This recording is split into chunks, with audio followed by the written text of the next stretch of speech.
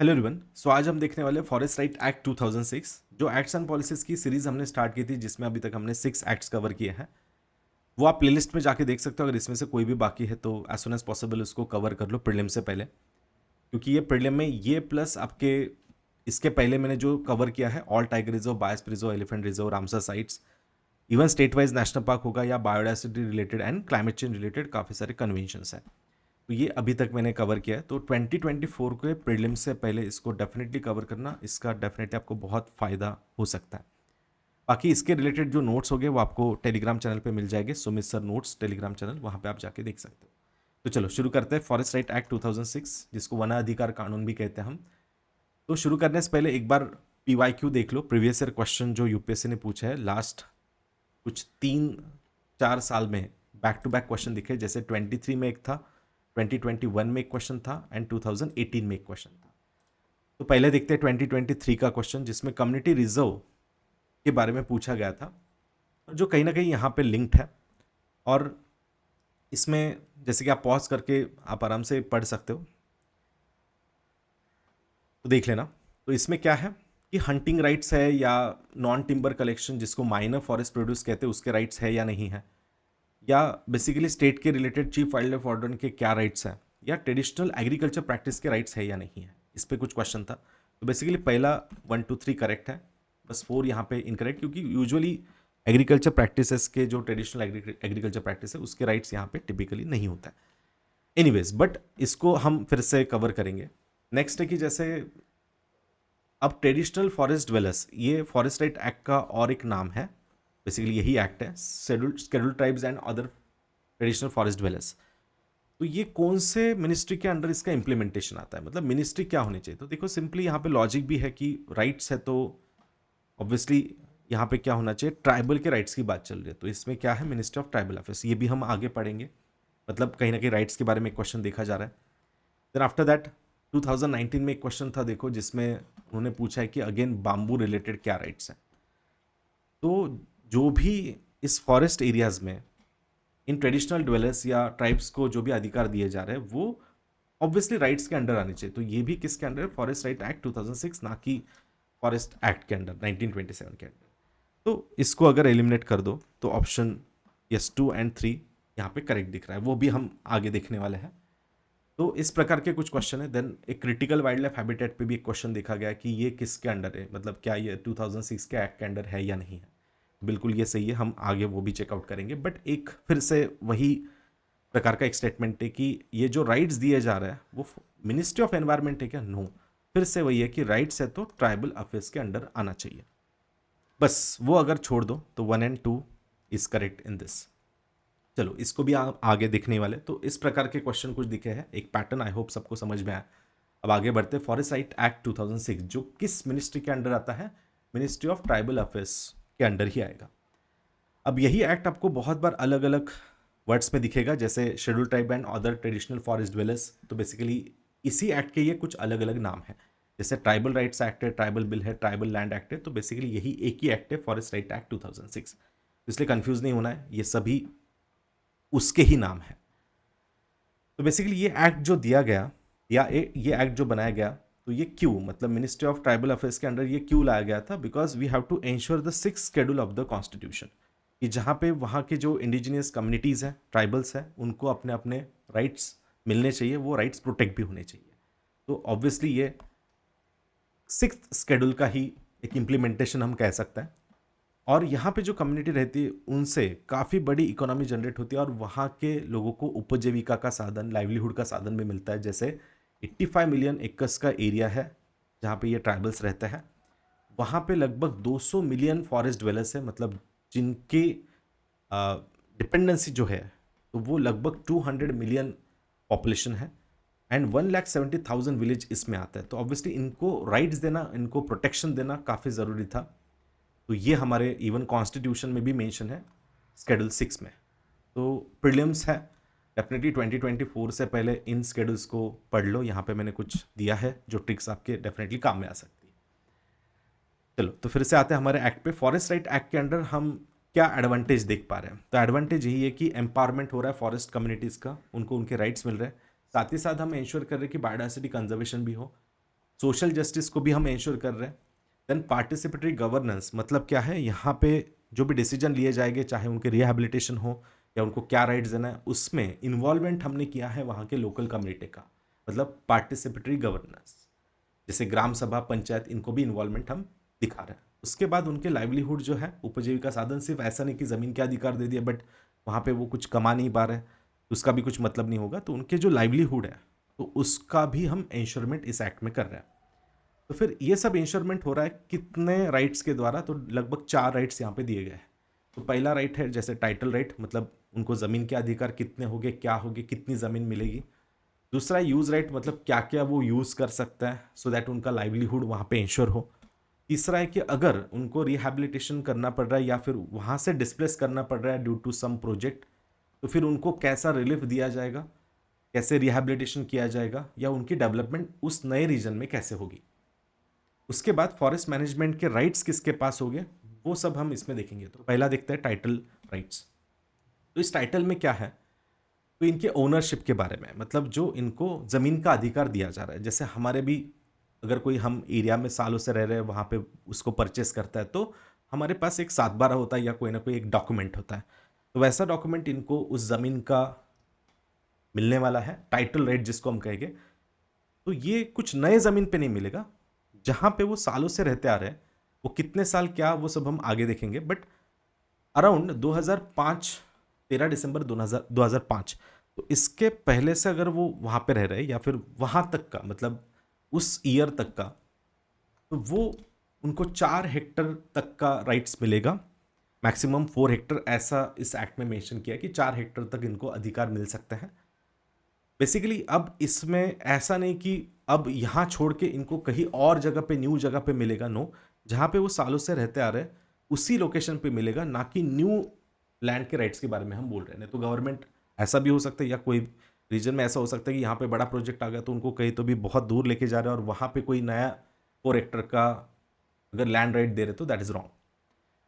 तो इसका मिसअंडरस्टैंडिंग दूर करना है सबको कि इनको नए लैंड के रिलेटेड राइट्स नहीं मिल रहे, जो वहाँ पे सालों से रहते आ रहे हैं उसी लैंड के उनको राइट्स मिल रहे हैं, एंड वो भी मैक्सिमम 4 हेक्टर तक। तो इसको पढ़ लो कि जैसे the act is intend to recognise the lands that are already under cultivation, या जहाँ पे वो सालों से रह रहे हैं, and not to grant title to any new lands. तो नए जमीन के लिए नहीं है।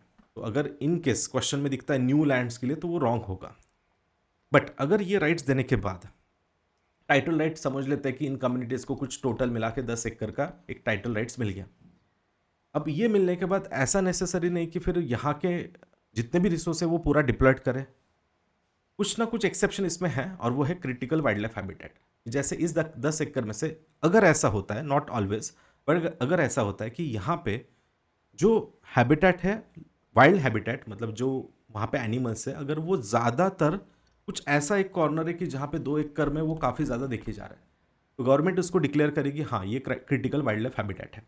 तो यहाँ पे इनको रहने के अधिकार नहीं, यहाँ से फिर इनको दूसरी जगह पे डिस्प्लेस किया जाएगा, मतलब बेसिकली उसी के आसपास। और वो क्रिटिकल वाइल्ड लाइफ हैबिटेट में फिर उनको जो लाइवलीहुड प्रोड्यूस कर रहे हैं, माइनर फॉरेस्ट प्रोड्यूस जो ले रहे थे, वो अधिकार भी यहाँ पे नहीं रहेंगे, मतलब वो क्रिटिकल है। तो एक्सेप्शन है, मतलब ऐसा नहीं कि उनको एब्सोल्यूट राइट दे रहे हैं कि नो। तो कुछ एक्सेप्शन होगा, अगर वो एरिया में क्रिटिकल वाइल्ड लाइफ हैबिटेट है तो उतना एरिया एक्सेप्शन में रहेगा, वहाँ पे उनको ये राइट्स नहीं रहेंगे। तो यही सिस्टम पे हमने क्वेश्चन देखा कि the definition of critical wild life habitat is incorporated in forest act 2006। Yes, definitely ये करेक्ट है। और ऐसा ही हुआ था पहले कान्हा नेशनल पार्क में, बैगास के रिलेटेड हुआ था। जैसे कान्हा नेशनल पार्क का उनका कुछ एरिया उनको अलॉट किया था कि हाँ इस एरिया को आपको टाइटल राइट्स मिल रहा है, फॉरेस्ट राइट्स मिल रहा है। बट इसमें कान्हा का एक ऐसा एरिया था, समझ लेते कि टाइगर रिजर्व था, वहाँ पे उनका क्रिटिकल वाइल्ड लाइफ हैबिटेट था। तो वहाँ पे कुछ कम्युनिटीज़ रह रही थी, तो उनको वहाँ से निकाल के जहाँ पे राइट्स दिए गए हैं उधर थोड़ा डिस्प्लेस किया गया, और उसके भी उनको राइट्स नहीं थे। मतलब बैगा कम्युनिटी थी कि जहाँ पे समझ लेती कि 10 कम्युनिटी, उसमें से 2 यहाँ रह रही थी, उनको 2 को यस थोड़ा बाहर लेके, क्रिटिकल वाइल्ड लाइफ हैबिटेट से बाहर लेके उनको उनके राइट्स दे दिए। तो ये सारी पहली बार यहाँ पे हुआ था, तो यूपीएससी ने डेफिनेटली क्वेश्चन इस पर दिखाया। और ये सब जो आता है वो फॉरेस्ट नहीं है, obviously ministry of tribal affairs के अंडर आता है। देन नेक्स्ट आते यूज राइट्स। यूजर के कितने राइट्स है? माइनर फॉरेस्ट प्रोड्यूस, है ना। अब इसमें कहीं पे भी मेजर फॉरेस्ट नहीं है। मेजर और माइनर में क्या फर्क होता है? तो माइनर मतलब जो बिना पेड़ को तोड़े उससे हम जो भी संसाधन लेते हैं या उससे जो भी हम प्रोड्यूस करते हैं उसको कहते हैं माइनर फॉरेस्ट प्रोड्यूस। जैसे अगर मुझे ये इमली लेनी है, टैमरिंड लेना है या हनी लेना है, उसको मुझे पेड़ को तोड़ने की जरूरत नहीं है। तो बिना पेड़ को तोड़े जो हम जनरेट करते हैं उसको कहते हैं माइनर फॉरेस्ट प्रोड्यूस। तो यही राइट सिर्फ मेंशन है फॉरेस्ट राइट एक्ट के अंडर। याद रखें कि मेजर फॉरेस्ट राइट्स नहीं आता है, मतलब पेड़ तोड़ना अलाउड नहीं है। बिना पेड़ तोड़े जो भी आप जनरेट कर रहे हो वही ओनरशिप के राइट्स, उनको यूज के राइट्स दिए गए हैं इस एक्ट के अंडर। हो सके तो आज जितने भी माइनर फॉरेस्ट प्रोड्यूस आते हैं वो देख लेना। बट इंडिया में अगर देखा जाए तो मेजरली कौन सा माइनर फॉरेस्ट प्रोड्यूस ज़्यादा चलता है? तो सबसे इंपॉर्टेंट है तेंदुपत्ता कलेक्शन, जो बीड़ी के लिए यूज़ किया जाता है। तो तेंदु कलेक्शन लगभग 1000 करोड़, जो सबसे मैक्सिमम इंडिया में प्रोड्यूस क्या किया जाता है, तो दैट इज तेंदुपत्ता। उसके बाद फिर हनी भी है, टैमरिंड है, बाकी अदर भी प्रोड्यूसेस आप बाद में स्टॉप करके देख सकते हो। तो ये थे यूज़ के राइट्स, कितने हो गए, क्या हो गए, वो सब फॉरेस्ट राइट एक्ट के under only minor forest produce के बारे में दिया है। देन रिलीफ एंड डेवलपमेंट, अगर कोई नया प्रोजेक्ट कहीं पे बनने जा रहा है and to rehabilitation in case of illegal eviction और फोर्स डिस्प्लेसमेंट, तो ये यहाँ पे नहीं होगा। अगर कोई ऑप्शन ही नहीं है वहाँ पे कोई, जैसे अभी हमने देखा कूनो में कुछ चिता लेके आ रहे, तो वहाँ के कुछ सहारिया कम्युनिटी को डिस्प्लेस किया गया था। बट मेक श्योर किया जाएगा इसी एक्ट के अंडर, फॉरेस्ट राइट एक्ट के अंडर, इनको सही जगह पे रिहेबिलिटेशन हो और उनको उनके रिलीफ मिले, उनके जो भी राइट्स है वो वहाँ पे उनको मिल जाए। Then after that forest rights management वगैरह जो होगा वो वहाँ के कम्युनिटी के थ्रू ही होगा। ये लास्ट एक पॉइंट था इसमें। उसके बाद अब किसको फॉरेस्ट राइट एक्ट मिलेंगे? 2006 के अंडर कौन एलिजिबल है ये राइट्स मिलने के लिए? अब जैसे कोई कम्युनिटी है कि जो बस 2 पीढ़ियों से वहाँ पे रह रही है, जैसे उनकी फर्स्ट पीढ़ी थी और अब सेकंड पीढ़ी है, तो सेकंड जनरेशन होगी तो उनको नहीं मिलेगा ऑब्वियसली। तो यहाँ पे डिफाइन उन्होंने कहा है कि हाँ मिनिमम तीसरी जनरेशन हो। जो तीसरी जनरेशन यहाँ पे है या at least 75 years prior to this date, जो हम अभी थोड़ी देर पहले देख रहे थे 13 दिसंबर 2005, इसके पहले तक उनके या तब तक एटलीस्ट 75 ईयर्स कंप्लीट होने चाहिए, एटलीस्ट थर्ड जनरेशन तब तक आनी चाहिए, तो उनको ही राइट्स मिलेंगे, अदरवाइज किसी को भी नहीं मिलेंगे। अब जब ये राइट्स मिलते तो ऐसा नहीं कि अब इनको टाइटल राइट्स मिल गया, मतलब एक जमीन का पेपर मिल गया और वो किसी को बेच सकते हैं क्या? No, this rights are not transferable. मतलब कोई नए पर्सन को बेच नहीं सकते, जैसे हम नॉर्मल हमारी ज़मीन जैसे 7/12 दिखा के उसको सेल डीड वगैरह करके बेचते हैं, तो वैसा इसको सेल करना अलाउड नहीं है। ये बस उनको खुद के राइट्स वहाँ पे मिल रहा है। तो इसको ट्रांसफरेबल है क्या? नो। एलियनेबल है क्या? नो। मतलब कोई थर्ड पर्सन को दे सकते क्या? नो। ओनली हो सकता है तो हेरिटेबल, बस हेरिटेबल ही इनको इनके राइट्स मिलेंगे, वो भी थर्ड जनरेशन अगर यहाँ पे है, मिनिमम 75 ईयर्स से यहाँ पे रह रहे तभी उनको राइट्स मिलेंगे और वो आने वाले पीढ़ियों को मिलते रहे। तो बस ये 2-3 वर्ड यहाँ पे इंपॉर्टेंट है, 3 generation, 75 years and prior to 2005। Then अब process of recognition of right अगर देखा जाए, अब कम्युनिटी को, पूरे कम्युनिटी को अगर 10 एकड़ का कुछ एरिया अलॉट कर दिया तो किसको कितना जाएगा? क्योंकि वो कम्युनिटी में तो समझ लेते हैं कि 200 लोग रहते हैं, तो 10 फैमिलीज रहते फॉर एग्जांपल, उन 10 फैमिलीज को किसको कितना राइट जाएगा ये कौन डिसाइड करेगा? Obviously it is decided by panchayat itself या उनकी ग्राम सभा। यहाँ पे स्टेट और सेंटर कोई इंटरविन नहीं करेगा, ग्राम सभा और विलेज असेंबली ही यहाँ पे डिसाइड करेगी कि किसको कितना राइट मिलेगा, which lands belongs to whom, how much land was under the cultivation of each person, etcetera etcetera. ठीक है, नहीं तो इनमें भी फिर अगेन स्टेट और सेंटर का इंटरवेंशन करने की कोई जगह नहीं। यहाँ पे जो मुखिया होगा, सरपंच होगे या पंचायत ग्राम सभा होगी, वही डिसाइड करेगी कि उनके फैमिलीज में कितना किसको किसको क्या जाएगा। हाँ, इसका स्क्रीनिंग होगा डेफिनेटली, स्क्रीन एंड अप्रूव जो किया जाएगा वो सब डिवीजन, तालुका लेवल या डिस्ट्रिक्ट लेवल पे किया जा सकता है। इसके अलावा और एक है कि first step to is to show that the relocation, अब जब रिहैबिलिटेशन की बात चल रही है, अगर इन केस इन कम्युनिटी को रिहैबिलिटेशन करना पड़ा तो वो एकदम साइंटिफिक होनी चाहिए और जैसे कि लास्ट ऑप्शन के तौर पे ही होनी चाहिए, एंड वो भी पब्लिक कंसल्टेशन, मतलब वहाँ पे जो लोग हैं, वहाँ की पंचायत है, ग्राम सभा है या वहाँ की कम्युनिटी, उनको डिस्कस करके ही किया जाएगा, विदाउट डिस्कशन नहीं होगा। ऐसा एफआरए में दिया है, मतलब 2006 के एक्ट में दिया है, and the community must consent to the resettlement, okay, and उनका प्रॉपर उनको कंपेंसेशन वगैरह मिल जाएगा। बट इसमें रिसेंटली एक चेंज हुआ 2022 में। तो न्यू गवर्नमेंट ने यहाँ पे क्या किया, 2022 में इस फॉरेस्ट राइट एक्ट को कुछ अमेंडमेंट कर दिया, और इसमें जो ये राइट था कि कम्युनिटी को कंसेंट मस्ट था, वो अब यहाँ से हटा दिया। और इसी पे काफ़ी क्रिटिसिज्म भी हुआ, इवन ट्राइबल्स ने भी काफ़ी प्रोटेस्ट किए कि जो अब राइट से यहाँ पे जो अगर कोई इंडस्ट्री आ रही है, माइनिंग एक्टिविटी हो रही है कोई, या डेवलपमेंट प्रोजेक्ट हो रहा है, तो अब इसके राइट्स किसको है? अल्टीमेट राइट्स अभी देखो डिस्ट्रिक्ट कलेक्टर। तो डिस्ट्रिक्ट कलेक्टर को अगर लगता है नहीं यहाँ पे ये XYZ, जैसे बायोफ्यूल इंडस्ट्री अगर कोई लगानी है, कोई माइनिंग एक्टिविटी करनी है, कोई फार्मास्यूटिकल इंडस्ट्री लगानी है, तो फिर अब ये कम्युनिटी को नॉर्मल डिस्कस करेंगे, but final decision will be to district collector, IS officer. देखो, this amendment allows district collector to override the approval of gram sabha, transfer the forest land to private entities. और ये काफ़ी रेयर केस में होगा, इसमें भी काफ़ी स्क्रीनिंग होगा, बट वही है कि ये एक अमेंडमेंट रिसेंटली हुआ है। ओके, तो इसी प्रकार से आप देख सकते हो कि ये था पूरा एक्ट, और इस एक्ट में फिर हमने देखा क्या क्या टाइटल राइट्स वगैरह है। फिर से एक बार इस क्वेश्चन को अटेंड कर सकते हो और कमेंट में आंसर करो कि क्वेश्चन 1 का क्या आंसर है फिर अभी, ठीक है। फिर क्वेश्चन सेकंड देखो उसका क्या आंसर होगा, वो भी स्टॉप करके आप कमेंट कर लेना। देन आफ्टर दैट इस क्वेश्चन 4 का क्या आंसर होगा, and yes sorry question 3 also. Okay, इसका आंसर क्या होगा।